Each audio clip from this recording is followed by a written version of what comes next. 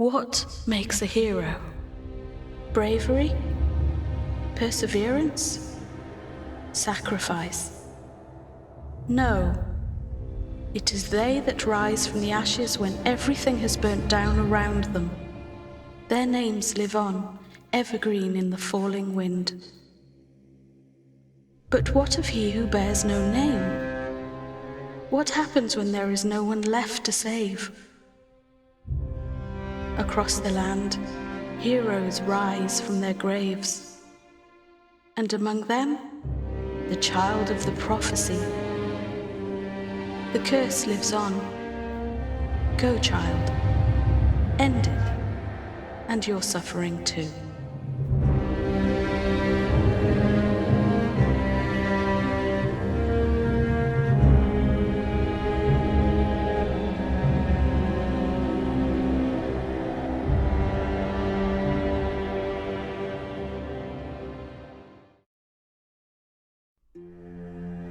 The man woke from death to a dying land.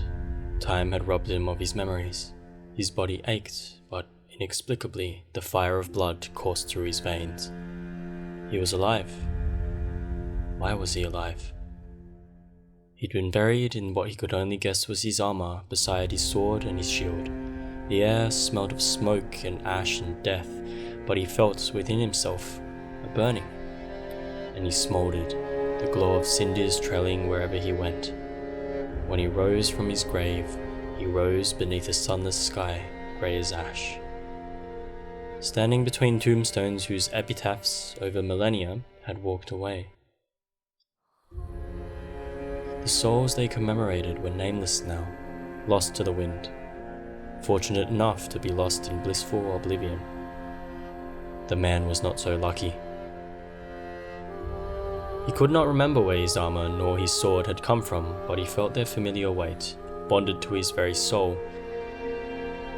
As he walked, he felt the weight of time upon his shoulders. It weighed down the very sky, which hung low as if devouring the land, inch by inch. He felt the tiredness of the world. Though he could not remember the time where he'd once lived, he understood that kingdoms, dynasties, eras must have risen and fallen since then. What he witnessed now was a world flickering in an eternal twilight. After a time, he came to a cliff. He paused, observing for a moment. The dim sun still cast light upon the echoes of beauty. If this world was aged, ruined, it still held majesty. The man understood this, but it was not his world. He had been robbed of everything. Loves lost, memories forgotten. He did not even remember himself. There was an emptiness to the world that had set in his ancient bones, and he felt its weight upon his very soul. He stared down into the mist.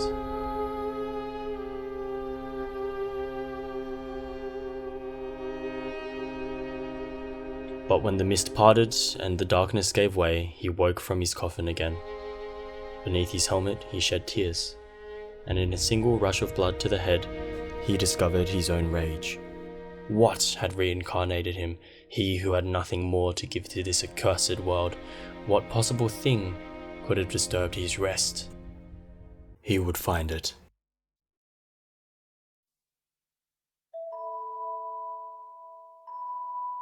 As he walked the path again, he passed through more graves of nameless souls, and he crossed the occasional mourner. They sat hunched against the tombstones, but when he approached them to question, he saw that these were no longer men of this world. They carried not a hint of light in their hollow eyes. He doubted they remember who they mourned at all. They would not know who he was, any more than he knew himself. But then, something came to him. He was wrenched back from his daze as the hollow men stood and drew daggers. They seared him with their empty gazes and ran at him, blades held aloft. He did not understand why, but he defended himself, weighing the sword in his grip, and carved through them like parchment. His hands moved of their own volition, and his legs, though tired by the passing of millennia, danced in the face of adversity. So, he thought, Perhaps he had been a warrior in his past life. A trail of corpses in his wake, he followed the only path he saw, away from the cemetery.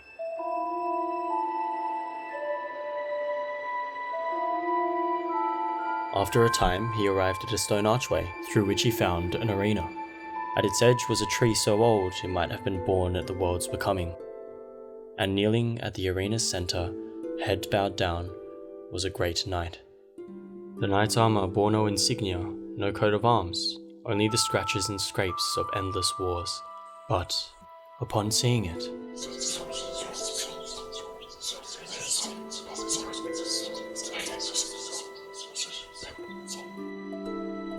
as he approached, the knight did not move, impaled by a great blade.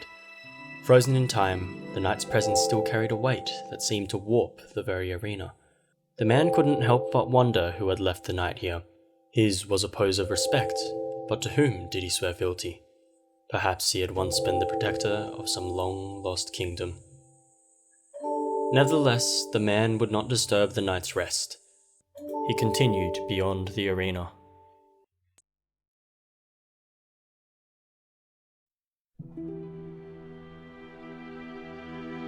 He soon came upon a rise in the path, and ahead, an ancient stone structure beckoned. As he entered, he found a cavernous room that was so quiet, so still that he almost believed he had crossed into another world. There was warmth here, and the faint sense of wax and smoke. They whispered of flames that danced and sang in the dim light, in clear defiance of the ashen skies above. And in the centre of that great room were 5 forlorn thrones. They stood like children, cast aside, their empty seats waiting for masters who would never return. The royalty that had once sat upon them had abandoned this place long ago, but he felt something from them, a gravity pulling him in, beckoning him. He was wrenched back as below he saw a woman standing before the thrones. Though she wore a mask that covered her eyes, somehow she felt his presence as he felt hers. As he descended the steps, she bowed to him and spoke. Welcome, child, to the last shrine in the last land. A sanctuary for sanities, an interlude between the glory of the old kingdoms and the rubble they have become. I am only a humble follower of the Lady of the Chapel, Her Highness, the patron of the curse and protector of this land. These are the thrones upon which the rulers of this land have sat for eons.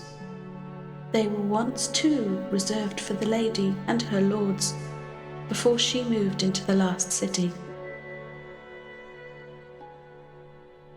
The curse, the affliction of heroes. Once you are marked by the curse, you will never rest peacefully until you have fulfilled the purpose it has granted you. You will be reincarnated so long as this land requires your life. At first, it was a boon.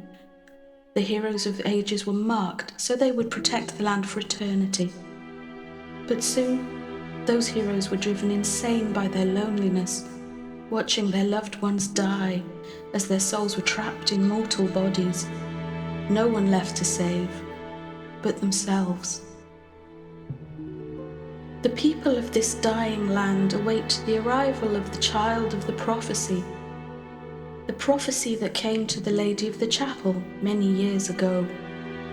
It promised that one day someone would reawaken and finally put an end to the curse. And now, heroes across the land are rising from their graves.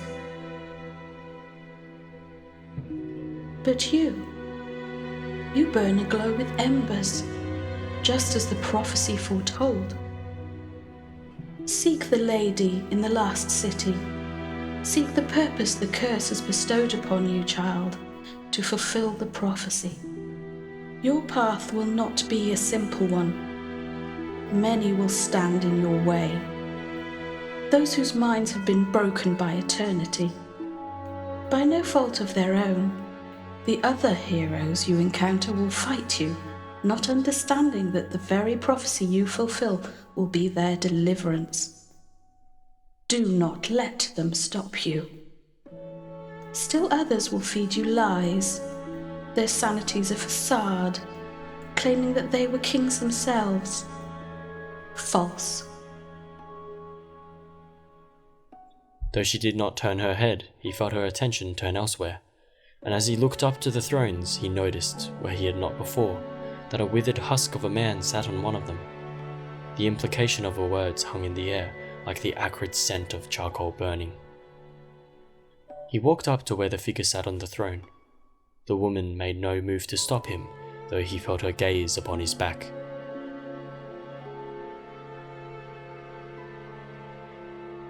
What a hero. I see another one of you has come to join us in this forsaken land. Brave, yet foolish.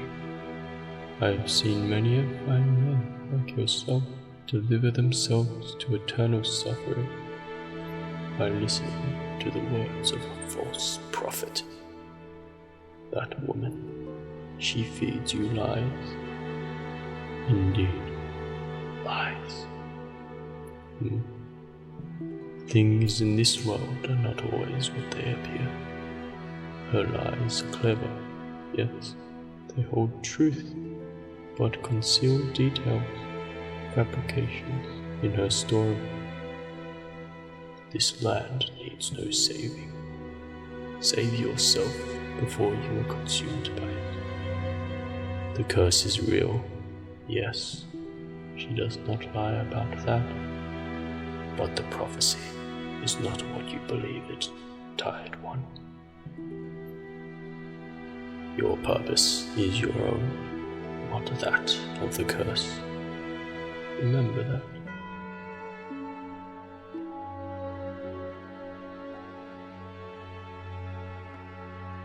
Oh, but another forgotten king, of another age. We converge here now, where time is meaningless. What is a legacy when no one is around to remember it? Only when we are reborn can we understand the insignificance of what we once built. You walk to your one true death, hero. One that there is no escape from.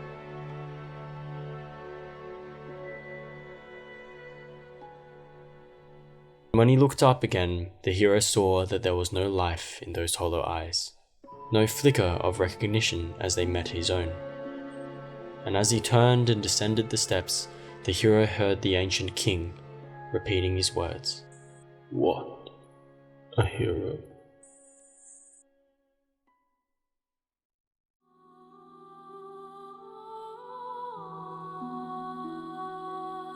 When the hero left the throne room, he set on a quest that would venture to the very corners of the dying world. What he found was ruin. He came across settlements, once harbours of life. They were decrepit. The people that remained were huddled together, yet entirely alone. As the woman in the throne room had foretold, these mindless husks sought his blood. Upon sight, they threw themselves at him with no fear of death nor pain. Protected and yet condemned by the curse. The man felt only regret as he slew them, knowing that he could not provide them the rest they craved. And as he passed through, he came to understand these forgotten worlds. Mighty forests that had once been set alight with life and warmth had been reduced to dirt that the sun dared not touch. Lakes once sparkling had been captured by decay, infested by creatures of bloat and blight. Ghostly lands of ethereal beauty, once gilded by the gentle sun, now caught in the depths of an eternal night. Cities of stalwart might, forged of stone as unmoving as the titans that must have constructed them. Creatures that might have walked the land 1,000,000 years after he died, but 1,000,000 years before now. And he began to mourn for this world. But perhaps even more deserving of his sympathies were the other heroes he came across.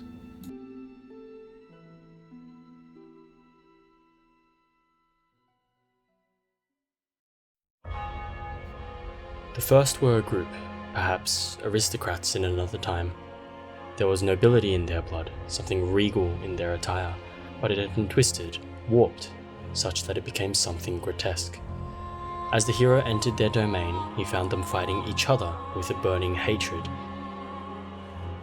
But when they saw the hero, it was as if ice had been shot into their veins. They slowed and stood in unison, raising their blades towards him, beckoning him to the duel. They fought with a deadly beauty, but their swordsmanship, their skill, their agility, all were hampered by one thing: panic. The hero felt desperation in their every swing. This was no illusion, no trick of the light. The hero could sense it as a wolf smelled blood. It was wrong. These cursed ancients. They were afraid. Their blows became imprecise, rushed, and with each slash of the hero's sword, their fear grew. The hero was not the greater fighter, but his composure allowed him to weather the storm. And when at last he struck them down, they gasped for breath as their souls left their body to be reborn again. Perhaps in a day, perhaps in a decade.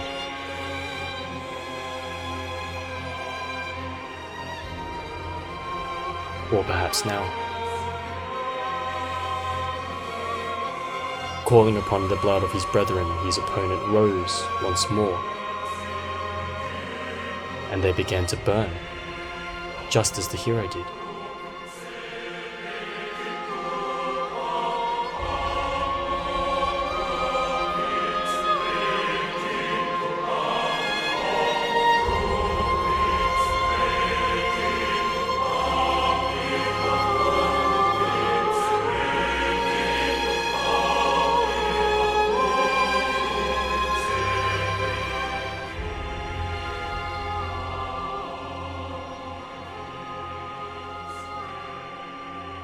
But in this dance of blades, only one victor could emerge, and when finally he struck them down, the hero left their bodies behind, not waiting for their next awakening. But even as the hero left, he could not shake his discomfort at the fear he had seen in their eyes. Without death defeated the soul, one paid for defeat with dignity, not life. And in this world devoid of reason, of mercy, of humanity, what was dignity? So what, then, had frightened them so? The hero would see that same fear in the other forgotten kings and queens he slew. Each fought him mercilessly, with a ferocity he would not have thought possible for their withered bones. These monarchs of ages past, their presence no longer sparked awe, but pity. Their reawakening was signalled not by the tolling of bells and the cheers of the masses, but by echoes of silent legacies. They were united, driven by only a single purpose: to stop him.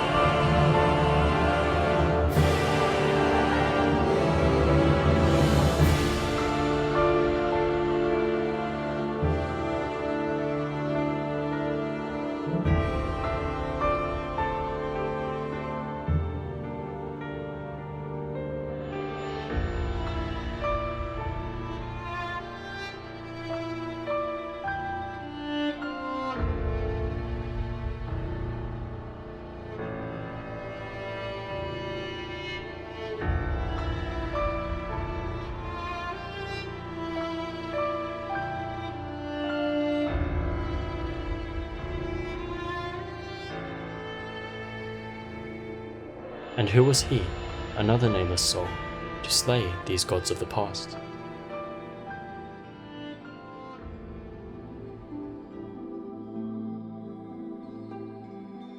The hero no longer knew how much time had passed. It felt an eternity since he had left the throne room, since he had met anyone with a touch of sanity. And like a stone before the ocean, his own mind had weathered. He no longer questioned, nor did he seek answers on his journey.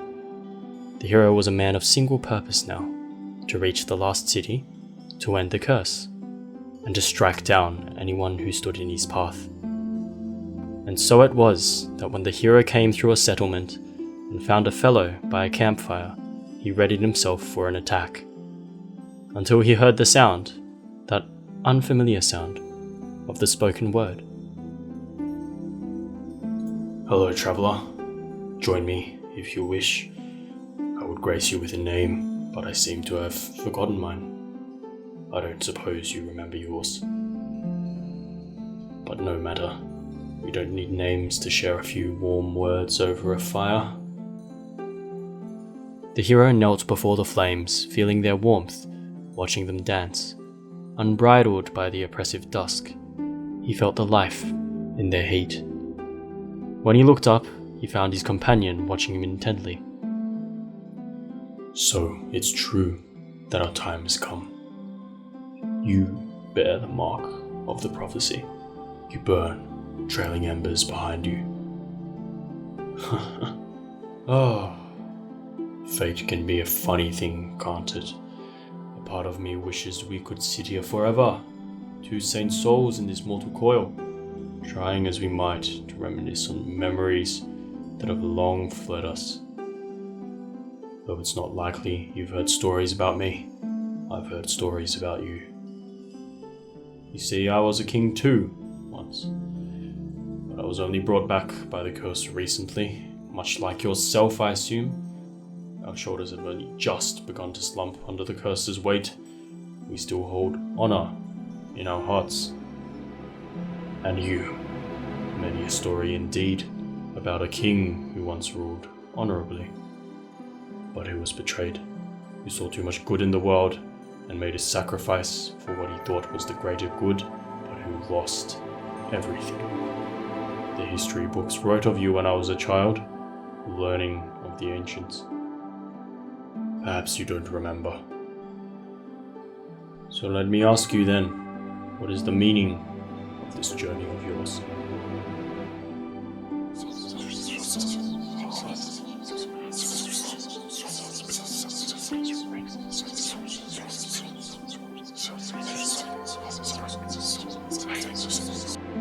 The hero shook his head, for his mind had been worn down by his quest, and he did not understand.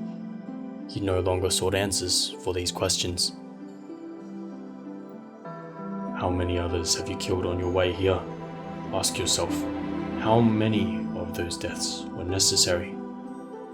Kings, lords, knights, heroes of their times, all brought back by the curse, many for eons. For what do you venture to kill them so passionately? To forge your path to the last bastion of the curse, to fulfill the prophecy so foretold? Do you fight so blindly? Do you control none of your own fate?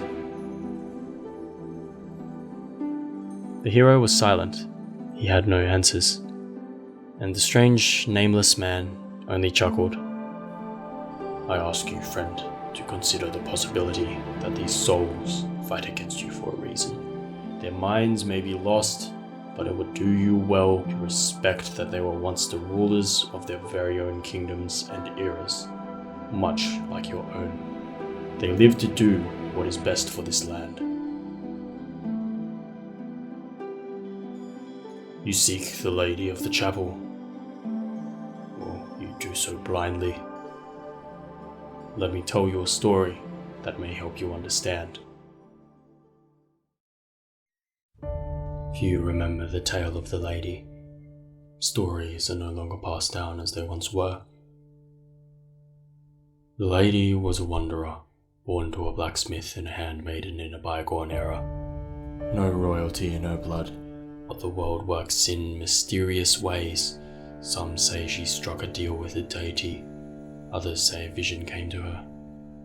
Whatever it was, she was given a gift, the power to grant immortality, And so it was that in her infinite love for the land, as she travelled them far and wide, she bestowed this gift upon those that were worthy. Leaders, warriors, and monarchs that would rather die than let their people suffer, and so their liberty to die was taken from them. The cycles of life and death became closed loops. When one died, they were reborn when they were needed again, and as for the lady, she became a beacon, a light to be followed. They worshipped her, as they once worshipped the rulers that had received her blessing. But, as is customary in such stories, tragedy struck. Indeed, the lady had a lover once. His name is forgotten, and little remains about who he was or where he came from. Some say he was a fearsome warrior, a champion of his time, but though he is little remembered, his legacy is greater than yours or mine could ever be. You see, everything has its price. Though the lady could grant her immortality, she soon lost that which was most dear to her. Her own partner. When he died, the blessing became a curse, for the curse never called him back, and the lady, try as she might, could not bend the curse's will to match her own. Over time, she faded away, retreated to the chapel where her followers once worshipped her. Supposedly she has grown old and frail, though no one sane enough to testify has ever seen her. They say she can control the timing of her own death, but she still holds hope for her lover's return, so she cannot let herself die. And so she created the prophecy, a prophecy that told of a hero reborn, who would put an end to the curse once and for all, so that she may allow herself to die peacefully, with the knowledge that her partner would not return to life once she was gone.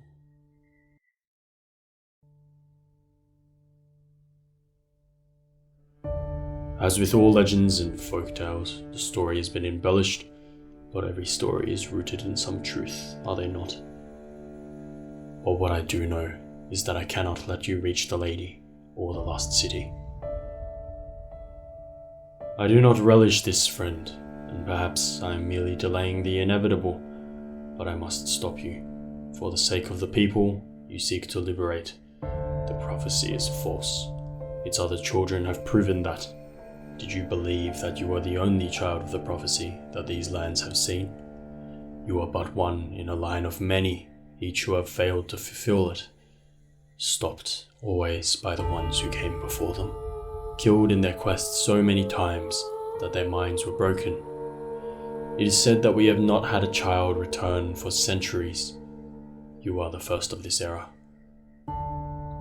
And yet you have made it so close to the lost city, carving down those who came before you. All the more dangerous for it. You see, none of the children have explained why they wish to stop the prophecy. They possess not the faculties of mind to do so. There are stories of visions that came to them, but their meanings have been lost to time. In spite of that, if anyone understands why the prophecy is not what it seems, it is they who gave their lives to protect this land, who had chosen to fulfill it, but who chose to turn their backs. And so, even though I consider myself more reasonable than the others that have tried to stop you, I'm afraid I must side with them, on the honor of my fellow kings and queens. The man stood, and the fire whispered and flickered. He hefted his mace upon his shoulder. And of all the battles that had come before the hero, this one wrought the greatest pain, for there was a working mind in his opponent. This man did not seek to stop the hero blindly. He fought with reason and purpose. So though the hero swung with impunity as he struck down his compatriot, beneath the helmet, he wept. And when all was said and done, he continued on his journey.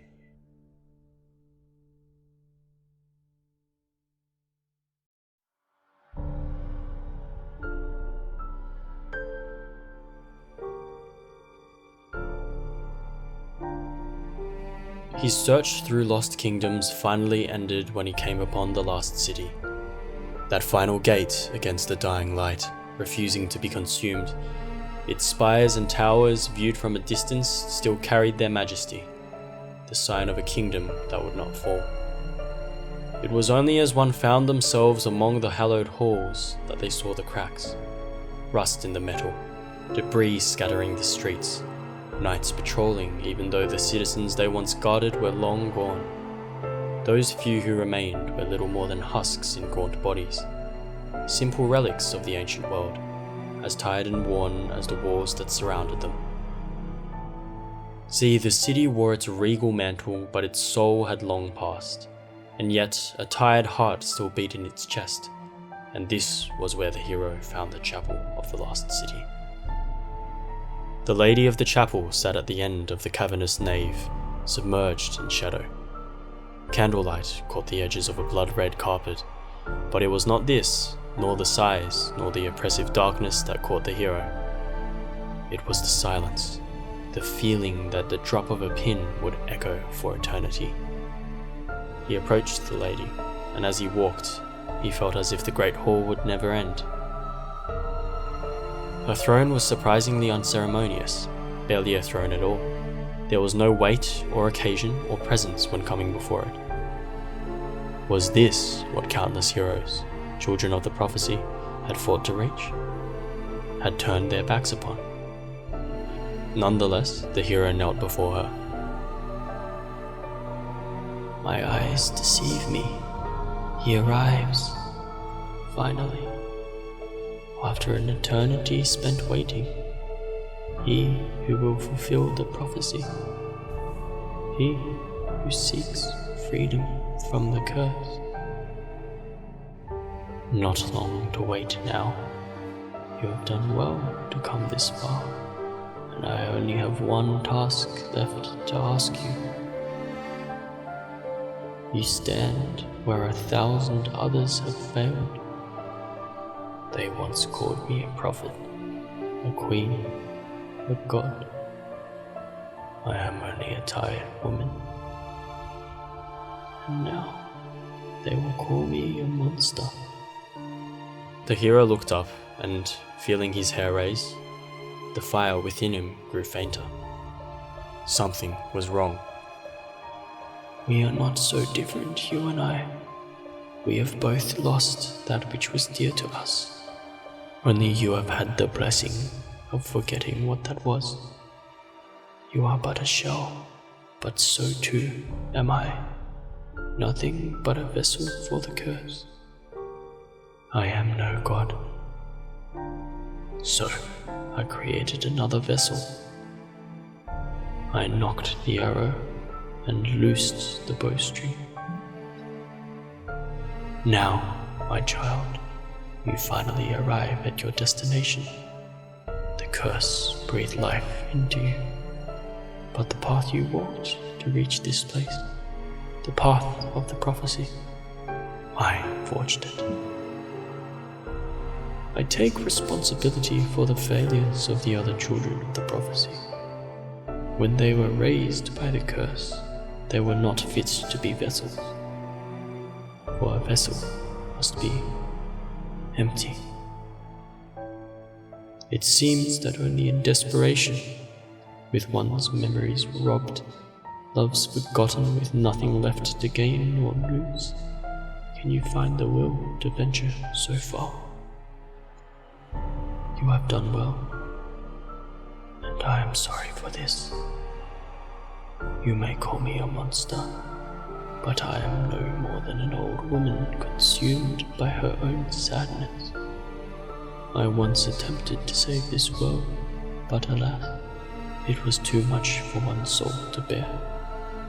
Perhaps you will understand one day, when you sit where I have for as long as I did. The prophecy was my final chance.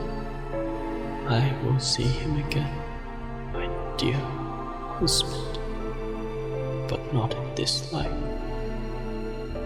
The prophecy is fulfilled today. With that, the hero was blinded by a light, and when he opened his eyes again, he found himself elsewhere. An arena, familiar to him, though it had changed since his last visit. The sky was dark, but not a natural darkness. It was not a night sky, for there was no light, no stars nor moon. The only light came from candles scattered around the arena, their pale lights quiet in the oppressive darkness. And at its center, like the mantelpiece of this realm, knelt a familiar knight. Hero, I've been expecting you for a time. The lady has told me for a great many years that your arrival was in the offing. Though truthfully, one becomes lost to time here. There is no day, no night, only the dark, and I waited, because though you may not know it, you bring my liberation. I see the others fought in vain, unable to stop you. Exactly the iron will we seek in someone who ventures to this profaned arena. In coming here, you challenge me and my throne. I am the champion of the curse, once lover of the lady, the final defender of its protection over the land. You are the one to vanquish me and finally allow me to rest. But first, one must defeat me to stake their claim. I will allow you to face your fate with the dignity and honor it deserves. So let us duel to the end of all ends. The hero did not know how long they fought for. Time was immaterial here, and for so long he could not oust his opponent. But that was not the end of it, for as the lady had said, he was animated by the curse, and the purpose he had been given was this very task: rise to defeat the champion. For until he did, the curse would allow him no rest. You have fought valiantly, hero. Even now, as your bones break and your lungs collapse, you fight. Why is that? For honor. Whatever it is your will that does not bend. My lady lies not. You are the one true child. She could not bear to leave me here for eternity, and so she forced upon herself my fate, so that we would see each other once more. And with that, the hero finally vanquished the Guardian. The night was long, and I may finally rest. Thank you, child, and sorry.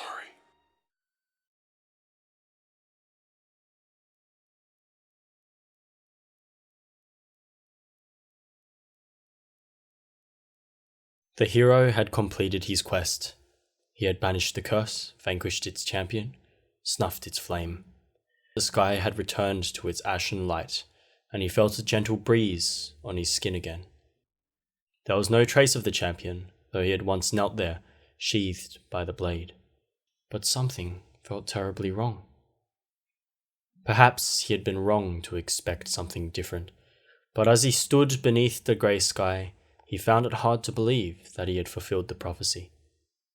So long spent travelling far and wide, fighting to the ends of the earth, and no one to tell the story but himself.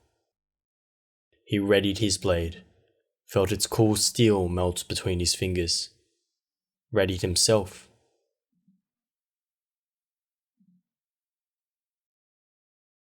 And then he woke up. Was this death? It did not feel like it. This was no peace. He felt his tired bones and weathered body as strongly as ever. He did not believe it, but so it was. He was alive. The curse had brought him back again. He left his sword and his shield behind, and as he walked, he came upon those same tortured souls as he had so long ago, and along that same path was the throne room. The lady's disciple, the masked woman, had disappeared. The only person left was the strange withered man who sat on his mismatched throne, alone as ever.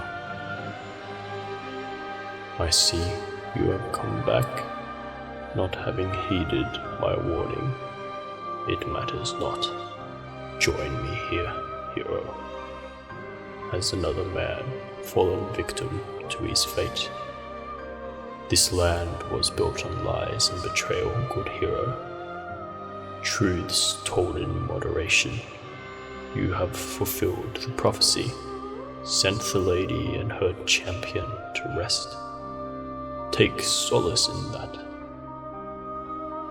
But the cost? Oh, no matter.